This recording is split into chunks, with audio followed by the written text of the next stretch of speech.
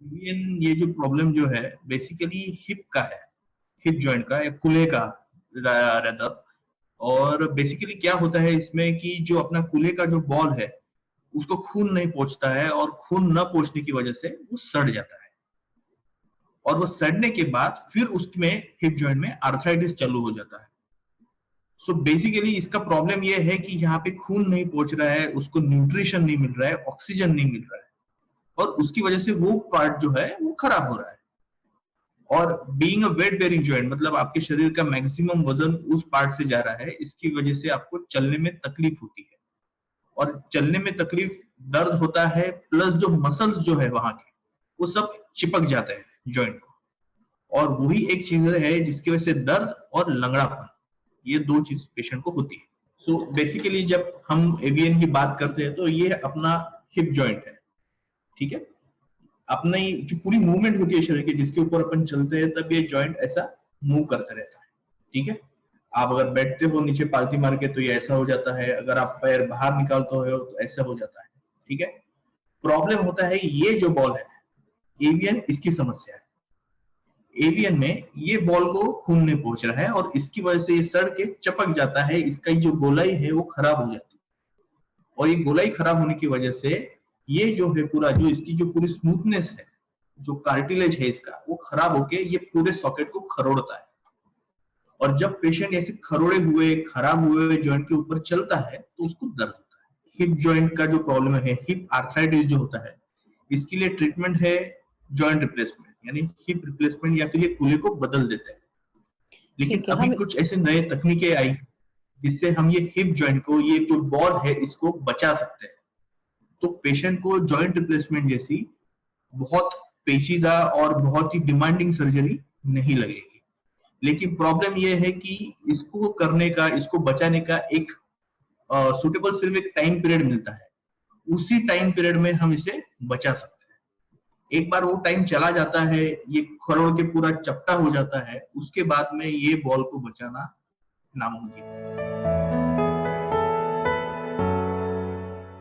जो सबसे most common cause corona के पहले इंडिया में था ऐसा होने का, दैट वाज स्टेरॉइड अब्यूज, ठीक है। जो लोग जिम गोर्स है या फिर कुछ पेशेंट्स ऐसे होते हैं जिनको किसी और बीमारी के लिए स्टेरॉइड दिया जा रहा था, उनको ये होता था। लेकिन ऐसा नहीं है कि आज आपने स्टेरॉइड खा लिया और कल आपको एवीएन हो जाए।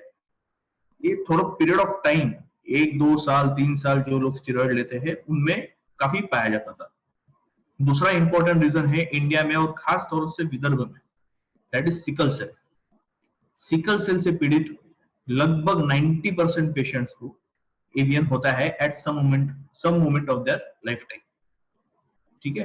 फिर बाकी के भी रीजन है, जैसे कभी कोई फ्रैक्चर हो जाता है गोली का तो वो बराबर ट्रीट नहीं कर पाते हैं, या फिर ट्रैक्शन लगा लेते हैं, या फिर आजकल ये लेप लगाने का बहुत ज्यादा एक क्वैक ट्रीटमेंट चलते रहता है।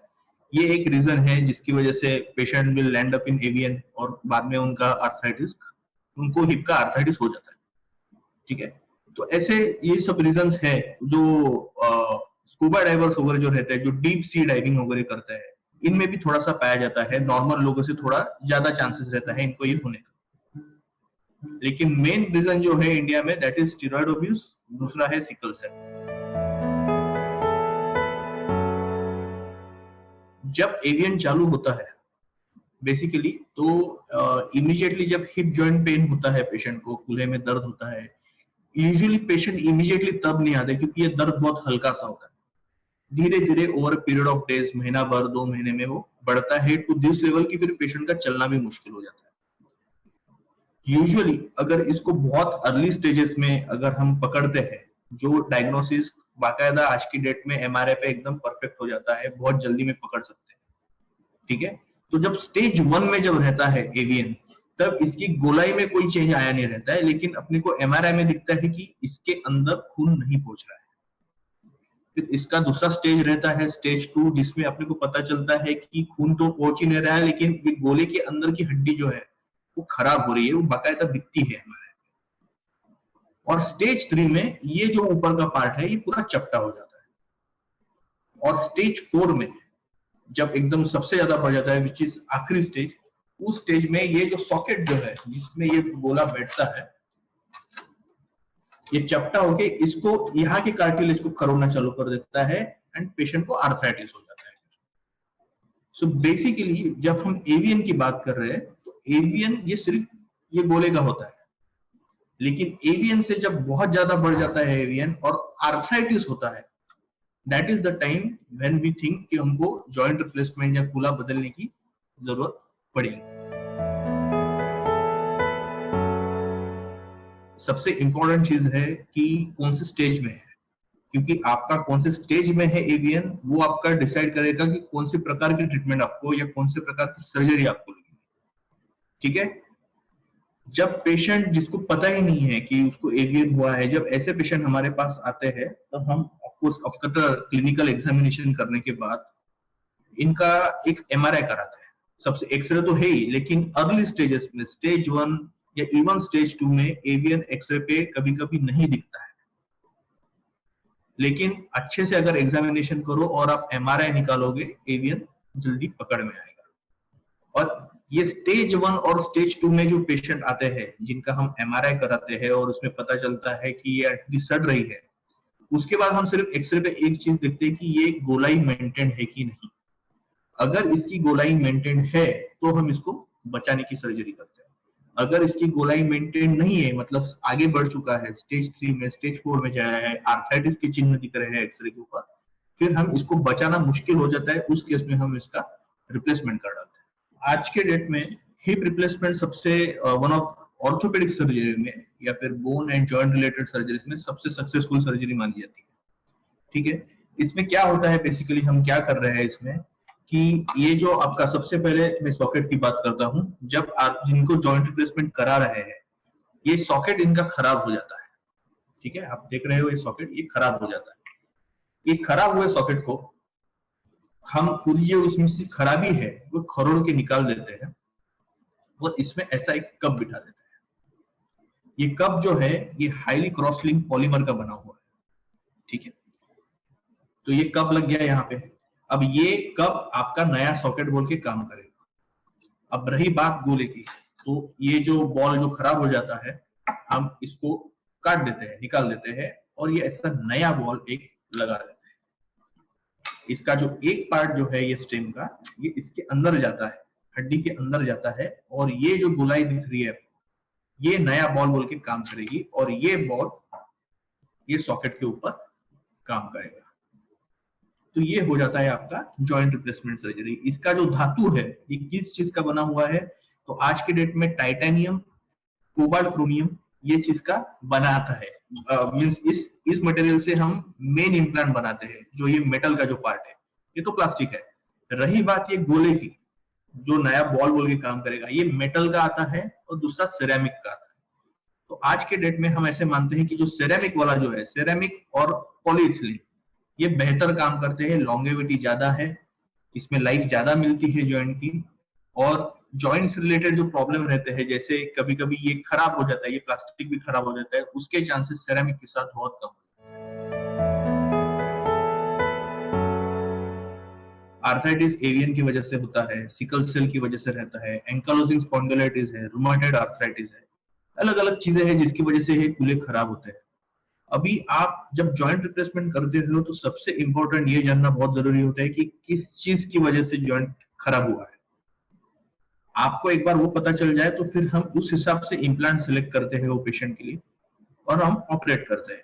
यूजुअली अगर एक सही तकनीक से, प्रॉपर प्री सर्जिकल प्लानिंग से अगर ये सर्जरी एग्जीक्यूट की जाती है तो कोई दिक्कत आती नहीं है। लेकिन ऑफ कोर्स ये एक सर्जरी है, जो एक भगवान ने दिया हुआ कूल्हा है उसको हम निकाल रहे हैं और समथिंग मैन मेड जो इंसान ने बनाया हुआ है वो वहां पे रहने वाला है।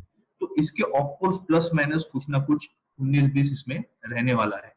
लेकिन that 19-20 is taken care of bye surgical technique. आज के डेट में ये सर्जिकल टेक्निक्स इतने ज्यादा एडवांस हो चुके हैं कि पहले जो मसल्स काटे जाते थे, जो कैप्सूल निकाल के फेंक देते थे, अभी वो वैसे के वैसे नए जॉइंट के साथ जोड़ दिए जाते हैं।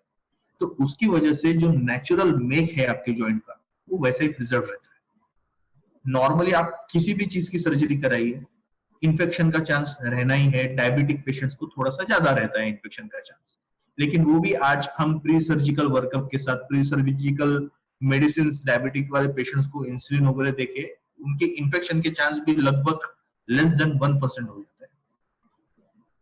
तो इम्पोर्टेंट है ये सर्जरी के सक्सेस के लिए timing, surgical timing, basically proper pre surgical workup. आप ऐसे नहीं कर सकते कि आज गए हॉस्पिटल में और मुझे जॉइंट रिप्लेस कराना है, इसके प्रॉपर एक प्लानिंग लगता है हर चीज की। और सबसे इंपॉर्टेंट मतलब पेशेंट ऑप्टिमाइजेशन। पेशेंट जितना ऑप्टिमाइज रहेगा सर्जरी के लिए उतना बेटर रिजल्ट आपको सर्जरी के बाद मिलेगा। सबसे अच्छी बात यह है ये सर्जरी में से आप ऑपरेशन के दूसरे दिन पूरा वजन देके चलते हो ये जॉइंट। तो इसमें ऐसा नहीं है कि आपको एक 8-10 दिन आराम करना है, बेड से उतरना नहीं है, चल नहीं सकते, फिर नहीं सकते। चलना तो आपको ऑपरेशन के दूसरे दिन ही है। बहुत कम बार ऐसे होता है जिनके कुल्हे बहुत ज्यादा खराब हो जाते हैं और उसकी वजह से हड्डी नाजुक हो जाती है और ये सर्जरी करते वक्त कुछ फ्रैक्चर हो जाते हैं। उसी केस में हम पेशेंट को बोलते हैं कि आप कुछ दिन के लिए चल नहीं सकते। लेकिन 99% of the times patient operation के दूसरे दिन ही चलता है, कुछ बेड रेस्ट की जरूरत नहीं होती है। ऑफ कोर्स जो सर्जरी के जो टाके लगे हुए हैं उसको प्रोटेक्ट करने के लिए उसके ऊपर स्ट्रेन ना आना चाहिए, इसलिए हम 10 से 15 दिन के लिए पेशेंट को कहते हैं कि आप हल्का फुल्का आप घर के काम कर सकते हो। लेकिन जो बाहर जाना है, गाड़ी चलाना है, हाइकिंग है, ट्रैवलिंग है, ये आप स्टिचेस निकलने के बाद तुरंत कर सकते हो। और जितनी ये सर्जरी इंपॉर्टेंट है उतना ही इंपॉर्टेंट है इसका फिजियोथेरेपी। आपको अगर जो नेचुरल फीलिंग आना चाहिए एक पेशेंट को कि भाई अभी मुझे लगता ही नहीं है कि मेरी सर्जरी हुई है, उसके लिए फिजियोथेरेपी सबसे ज्यादा इंपॉर्टेंट है। आप वो फिजियोथेरेपी बराबर करोगे सर्जरी के बाद आपको एकदम नेचुरल फीलिंग आएगी, आपको ऐसे लगेगा भी नहीं कि आपका जॉइंट निकाल के कुछ नया फिट किया है अंदर, एकदम नेचुरल फीलिंग है। ये जो सिस्टेमिक डिसीजेस की वजह से जो कुल्हे खराब हुए हैं, जैसे मैंने आपको बताया था सिकल सेल, ये खून की बीमारी, ये एक्चुअल हड्डी की बीमारी नहीं है, ये खून की बीमारी है। एंकोलॉजिक स्पॉन्डिलाइटिस, इसमें कुछ जेनेटिक टेंडेंसीज रहती है कुछ पेशेंट्स की कुल्हे खराब होने में। ये वही पेशेंट्स है जिनमें दोनों साइड के कुल्हे या दोनों साइड के घुटने खराब होने के चांसेस ज्यादा रहते हैं। यूजुअली नॉर्मल एवियन स्टेरॉइड की वजह से ओवर जो रहते हैं, हाई डोजेज स्टेरॉइड की वजह से तो दोनों कुल्हे खराब होते हैं। लेकिन कभी कभी ऐसे ही पेशेंट होते हैं कि एक ही कुल्हा खराब हो जाता है उनका। तो ऑन एन एवरेज एक डिसेंट अच्छा कंपनी का इम्प्लांट के साथ एक कुल्हे के ऑपरेशन का खर्चा, जो आप मेटल वाला बता रहा हूं मैं आपको, सिरेमिक की बात नहीं कर रहा हूं, मेटल वाला लगभग जाता है आपका 1,40,000 से 1.5 लाख तक प्राइवेट सेटअप। और वही अगर आप सिरेमिक वाला डलवाते हो तो एक अच्छे कंपनी का लगभग 1.25-2 लाख तक पूरा सर्जरी हो जाता है। ये जो आपको रेट्स बता रहा हूँ ये इम्प्लांट, मेडिसिन, हॉस्पिटलाइजेशन, सब दवाइयां पकड़ के रेट्स है। देखिए अगर बराबर तकनीक से करते हो तो लगभग 20 से 25 साल कोई दिक्कत आती नहीं है। और 20 से 25 साल में अगर कोई प्रॉब्लम होता भी है तो ये जो प्लास्टिक जो है ये खरोट जाता है, तो आपको सिर्फ ये प्लास्टिक बदलना पड़ता है। ठीक है, तो ये प्लास्टिक बदलने का बहुत बड़ा सर्जरी है, उसमें पूरा जॉइंट जो नया पुराना डाला हुआ खुला वो फिर से निकालना पड़ेगा और नया डालना पड़ेगा, ऐसे चांसेस बहुत कम बार होते हैं। जो मोस्ट कॉमन जो है, जो हम एडवाइस करते हैं पेशेंट को कि आप हिप रिप्लेसमेंट के बाद ये ना करें, दैट इज स्क्वाटिंग। मतलब जो आप इंडियन टॉयलेट के लिए नीचे स्क्वाट करते हो वो आपको अवॉइड करना है, क्योंकि होता क्या है इसमें, ये नए डाले हुए जॉइंट के ऊपर बहुत ज्यादा प्रेशर आता है। ठीक है, और एक बार इसके ऊपर प्रेशर आके ये खरोड़ना चालू हो जाए तो इसकी जो आपको एक नेचुरल, अगर आपको एक अच्छे डिसेंट इनफ कंपनी का अगर आप 25 साल का आपको एक मिल रहा है कि भाई 25 साल तक चलेगा, तो इसकी लाइफ थोड़ी सी कम हो जाएगी। आप कॉन्टैक्ट स्पोर्ट्स जैसे ये फुटबॉल है, क्रिकेट है, हिप रिप्लेसमेंट के पेशेंट्स ये नहीं कर सकते। बेसिकली हिप रिप्लेसमेंट जब आप कराते हो only for 2 things, that is pain, आपको दर्द ना रहे, और दूसरी इंपॉर्टेंट चीज जो लंगड़ापन है, जो पैर छोटा हो जाता है ये बीमारियों में, वो लंगड़ापन नहीं रहना चाहिए। आप किसी भी एक नॉर्मल इंसान के साथ चलने चाहिए, आप सब अपने आप सेल्फ सफिशिएंट होने चाहिए। बेसिकली वो दर्द आपके लाइफ को बर्बाद नहीं करना चाहिए, आपकी डेली लाइफ को अफेक्ट नहीं करनी चाहिए, उसके लिए आप सर्जरी करते हो। तो ये गोल ओरिएंटेड सर्जरी है। आपकी क्या तकलीफ है उस हिसाब से आपसे क्या, आपकी क्या लाइफस्टाइल है उस हिसाब से ऐसे अपने को सर्जरी करनी है।